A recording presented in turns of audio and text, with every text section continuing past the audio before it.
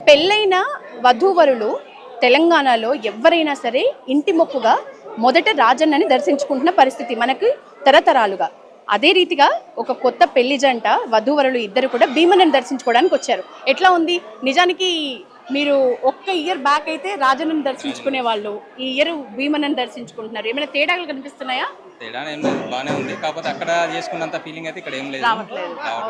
ఇంకో 2 ఏళ్ళు ఇదే పరిస్థితి. మరి ఇట్లనే ఇంటి మొక్కులు ఒకవేళ ఇయర్ ఒకసారి మొక్కించుకునే మొక్కులు ఏవైతే ఉన్నాయో అవి వద్దామని అనుకుంటున్నారా? లేదండి, అది ఓపెన్ అయిన తర్వాతనే మళ్ళీ వచ్చి ఓపెన్ అయిన తర్వాతనే. ఓకే, ఇక్కడ కంపల్సరీ రావాలి కాబట్టి కొత్తగా పెళ్ళైంది కాబట్టి వచ్చినాము. ఓకే, ఏదైనా తర్వాత రీఓపెన్ అయిన తర్వాతనే చూసుకుంటాం. ఓకే. మీకు పెళ్లి శుభాకాంక్షలతోటి మీకేమైనా ఇబ్బందులు పర్సనల్ గా కనిపించిన పరిస్థితి ఉందా ఈ రోజు? లేదండి, ఈ రోజు ఎటువంటి ఇబ్బంది ఏం లేదు. తొందరగా దర్శనం అయింది, బాగా ఈ జరిగింది. రోజే వచ్చారా? ఎక్కడి నుంచి వచ్చారు? ఈ రోజే వచ్చాం, కరీంనగర్ నుండి. కరీంనగర్ నుంచి. మీకు దగ్గరే కాబట్టి దగ్గరే. ఓకే. పార్కింగ్ వెహికల్ లో వచ్చారా?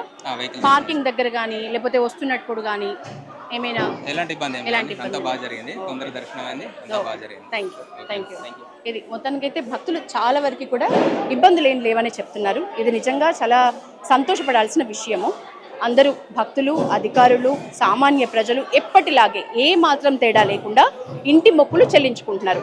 కొంతమంది మళ్ళీ రాజన్ననే దర్శించుకుంటాము అని అంటున్నారు. ఇది పరిస్థితి.